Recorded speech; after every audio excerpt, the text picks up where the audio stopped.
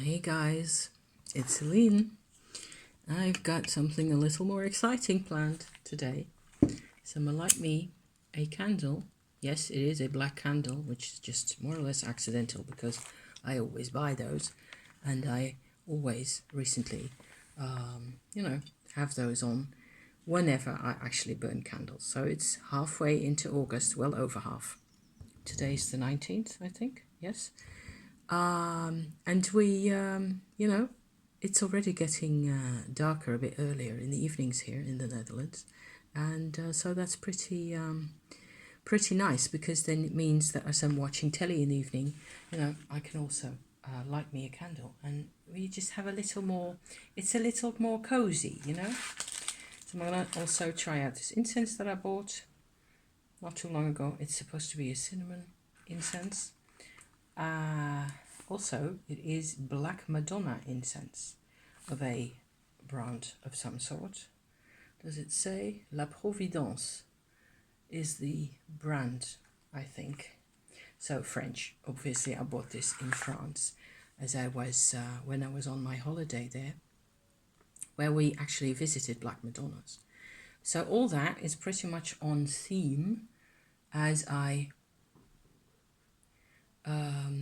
go for my finally thing I have been planning to do for quite some time now.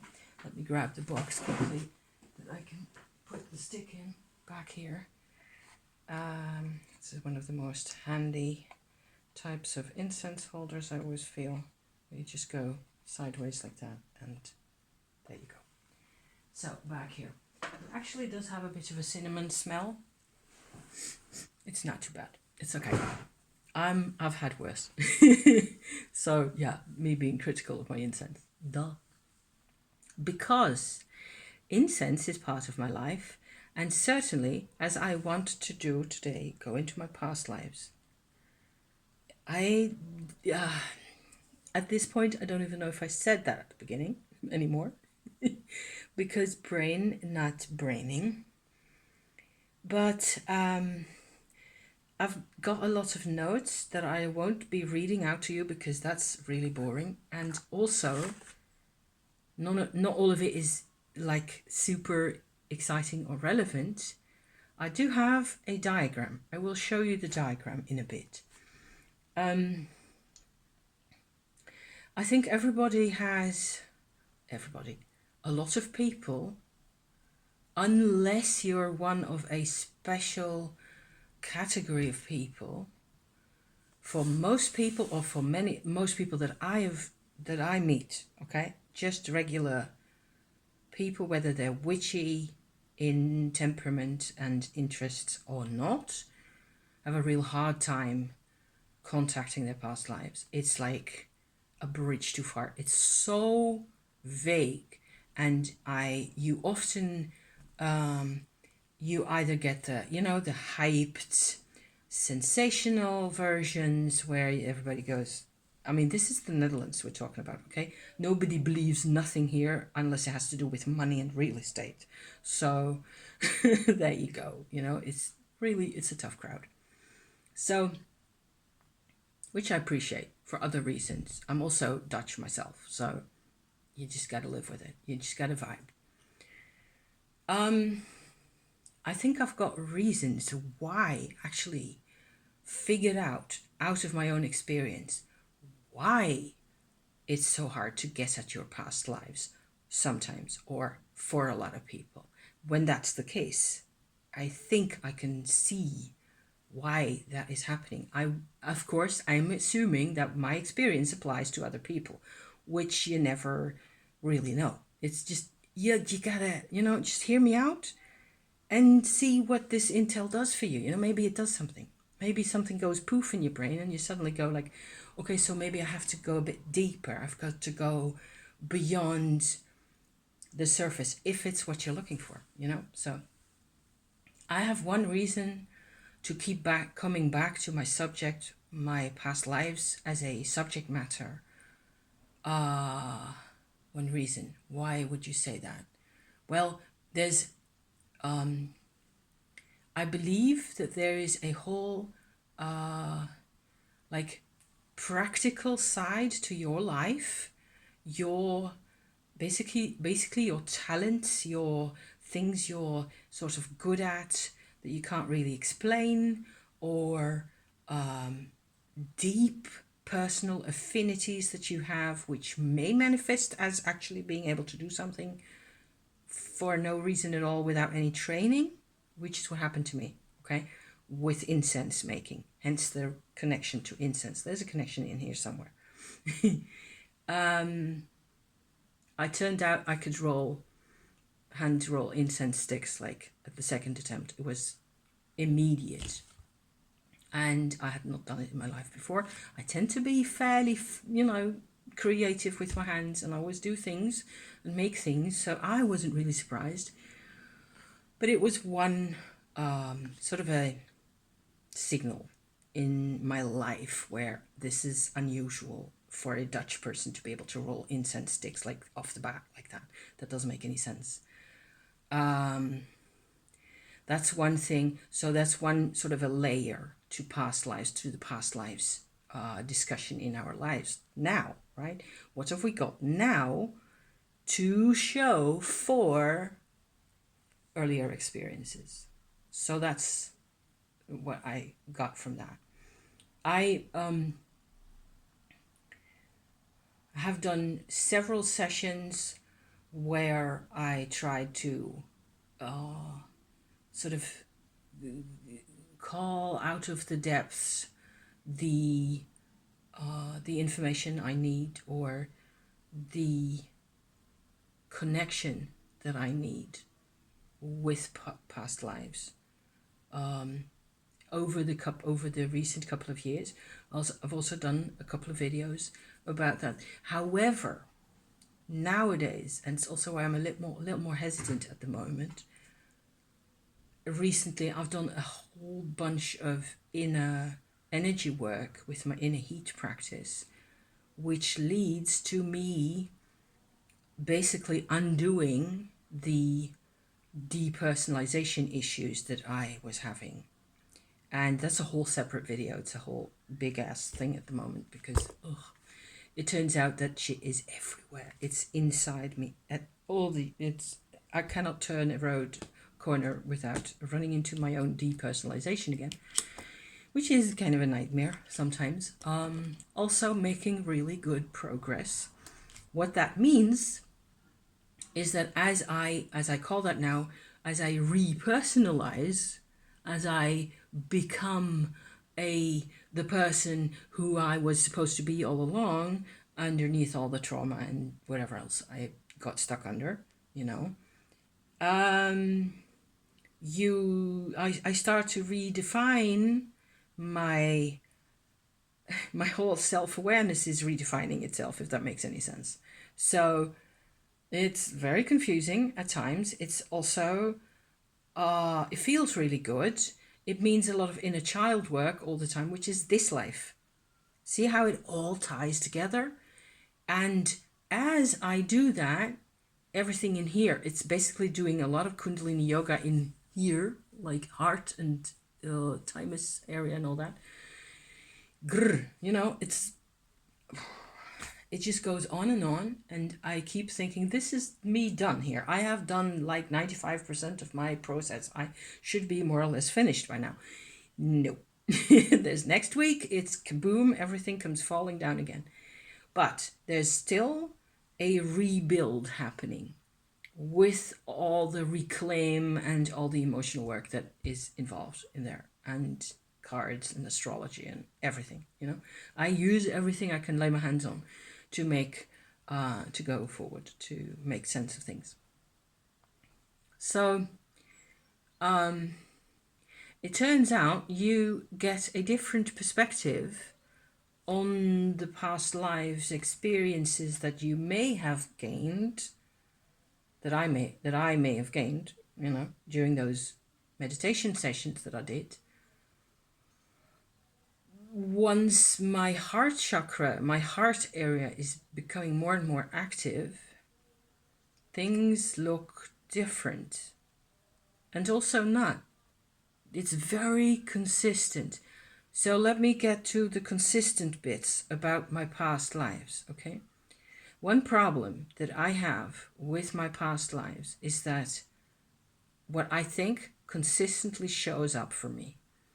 My last adult past life that I have had before this one is very long ago. And that is what I consistently get. You know, I get the most integrated, self-aware, self-reflective, conscious, open, personal life if I go back a bunch of centuries. Not to anything exciting or particularly historically relevant. I go back to Europe, yes, the south of Europe and a bit of southeast from there, to a very small community of traveler women, mostly. A very small group of people, maybe only 3 or 4 people towards the end of this, when I was in this particular life.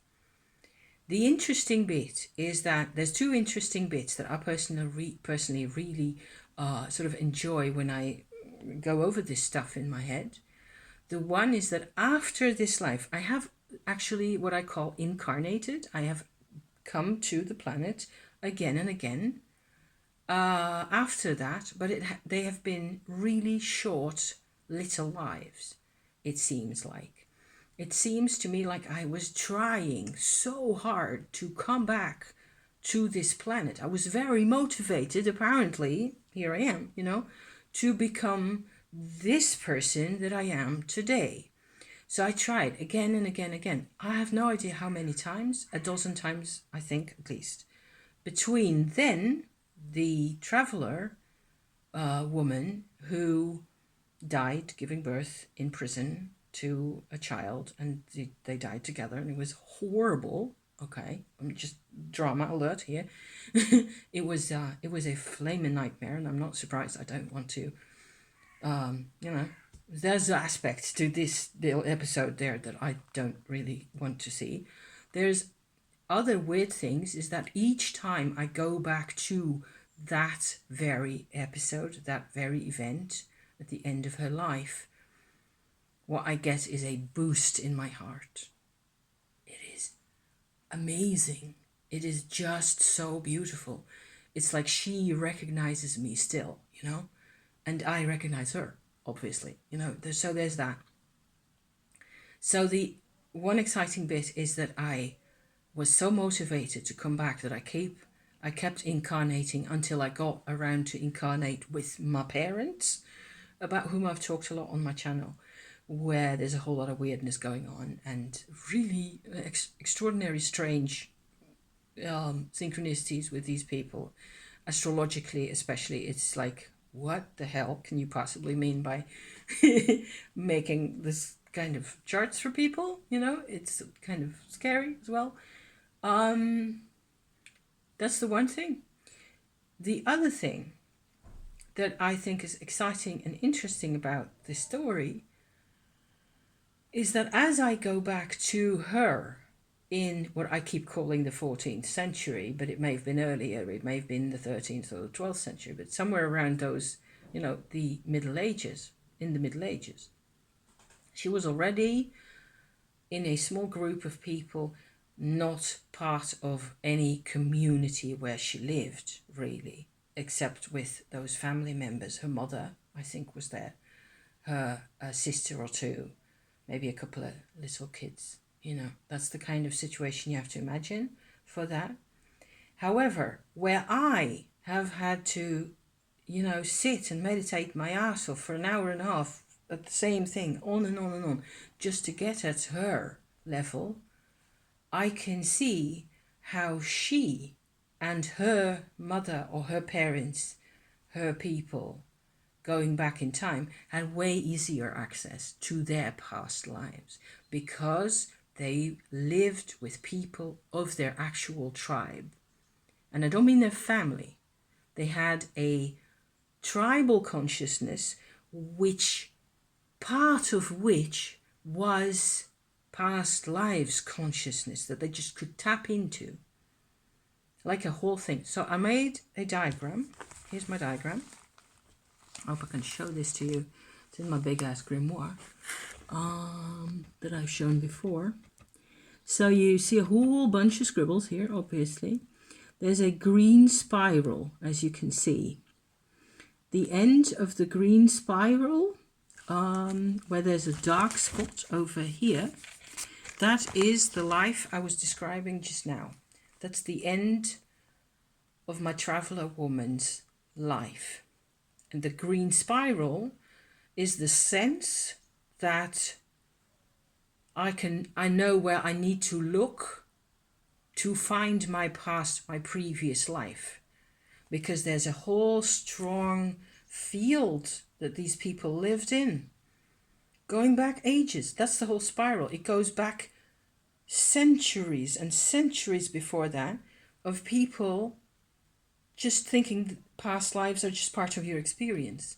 And often they wouldn't, they were surviving, of course, wherever they were. This goes back through the traveler timeline to India. And there's a couple of episodes in India where I have sort of inclinations of seeing things consistently. The incense bit comes from there. Incense making capabilities. Why? I don't know whether that's anything special at all or what. There's a separate caste of people, or there used to be back in the day, of incense makers. So I wouldn't be surprised if my family belonged back then, their family that I am now a sort of a representative of. They were a part of that caste. I do think so. Before that, there's much more. There's loads more. A lot of it is consistently for me. What I see of it is people who are getting on with their lives, but who don't read and write in the way that we're used to nowadays, who don't process information in the way, because of that, that we do nowadays. It is a completely different society. It's very alien to my life now. So that explains for me why it's so hard also to get to. But once I'm in, it's like there's a whole endless long stretch of people, one behind the other, going down into time. And it goes into Tibet, it goes into Mongolia, I think, nomads, a lot of them. Not all of them, they're not all nomads. And they're not all like witches and fortune tellers either, they're just, there's loads, everybody's related to everybody. It's one thing I'm always consistently also getting out of these sorts of experiences, that we're all related, everybody's related to everybody. So I was fascinated to notice that, one, I am so motivated that I just keep coming back, and whether my life sucks or not, whether I manage to actually take more than a dozen breaths before I just have to give up again in my body because conditions are horrible or whatever else, in the 19th century, in the 17th century. That's happened to me. I'm quite sure. And I'm not the only one. That's what happened. Kids were born and died like right away after, or, So, but there's the soul. The soul wants to live and telling me to just get the hell on with it and just cling on to life, like it's really, my life's really precious to me. So all the more now, And the other thing is that they just remembered where they came from so easily. It was part of their identity to know where things came from and who their mums and their granddads and everybody, which is something you can actually read if you read research on. People have done research into past lives with children, who are really aware still, apparently. All all of them, I believe, do live in communities where they have this ancestral tribal network around them. So they just need to connect with that, and it's there. All the information is really there. So you get a lot of those types of stories where a boy or a girl of 5 years old or a bit younger even has a sort of a dot on their body in some place, and it's because they are the reincarnation of a person who had an accident where they had a scar in that position on their bodies, and it's 2-3 streets away from where they live now. That kind of stuff. I've read those kinds of stories over and over in all the different books and research that I've sort of gone through for this in my pursuit of the truth and whatever. So for them, in their ancestral tribal network, it is completely natural, and you can't imagine life without it, to connect to past lives and to be able to say, this is my whatever, and I go back to this area and I have a connection to that area, and there's temples and there's nature and rivers especially. I heard somewhere that there's a quote somewhere. If I think of it, I'll put the link in the description to where I found it, but I'm not sure I'll be able to find it again.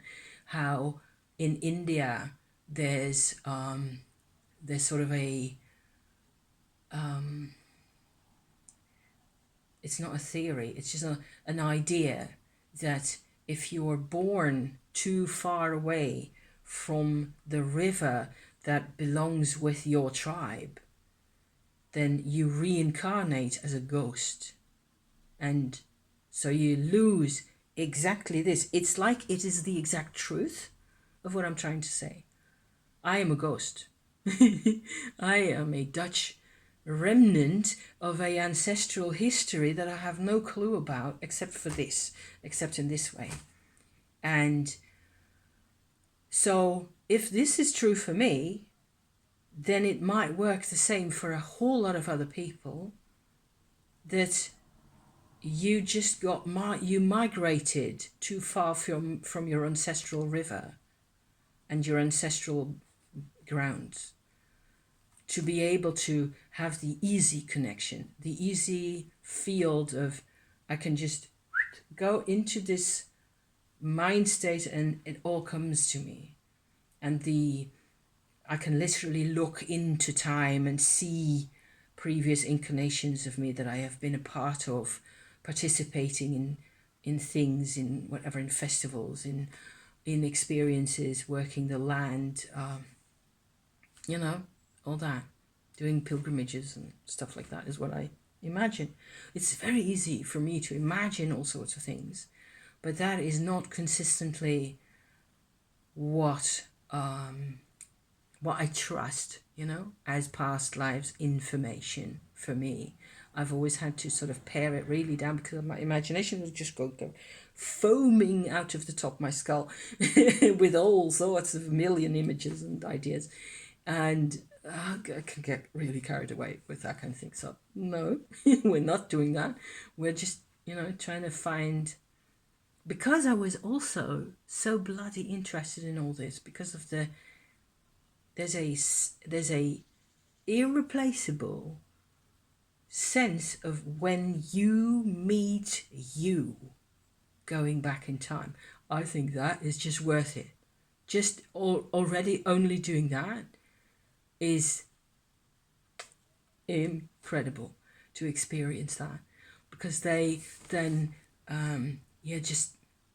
it adds on to who you are now. I think a lot of people miss it, because they should have their ancestral fields with them, but certainly in the west of Europe and in the Americas, we know it exists, we can taste it. And a lot of people nowadays think that, okay, it's time to reintroduce that sort of stuff to our lives, which is why we, this is so maybe to close off my story, because this is it, basically. Otherwise, it will be an hour and a half long session of lots of details, which I don't think is really relevant. This is what I had to share. You know, this is what this is my take on my past lives. A huge gap of 7 centuries or so, where there's just little blips of light, and I can feel them, but there's not enough material in them for me to connect onto, so that they connect onto what was before, and they connect on what was before them, and before them, and before them, back to where I need to be going, you know? That's not how it looks. It looks for me like there's a huge gap with little blips, and then finally, this one woman who isn't me, obviously, but so how does that work really? Are we us, or what are we? So this is a example, my pendant here, that I made out of sea clay. I hope you can make out that it has a little owl goddess figure. I'm just moving it around. If I hold it really close to the phone, it won't help. So, and it has little scully beads over here. This is sea clay. I can find very occasionally, very rarely, and I always keep it, you know, clay on the beach in, which way is that? That way. West, on the beach here in Zealand. Sometimes, very rarely. Then I always gather up quite a decent lump, stick that in plastic, put it in a plastic box with a lid, you know, close it down tight, make sure it doesn't dry out, and then you can make your own beads. These you can make terracotta, you know, fire is the word I'm looking for, in your fireplace. If they're not too big, that's what happens. So goddess things, there's loads of goddess things in Europe, prehistoric things that I've visited with my husband on and off over our holidays, and we plan to return to some of those sites now, what with us both having done a lot of personal growing, and life's very exciting at the moment. That is nearly half an hour, yikes, of me jabbering away. Thank you for watching. I hope this was fun. And if you have any ideas on what it looks like from your side, let us know. And I'm always happy to read comments. Thank you for watching, my dears. See you next time. Bye-bye.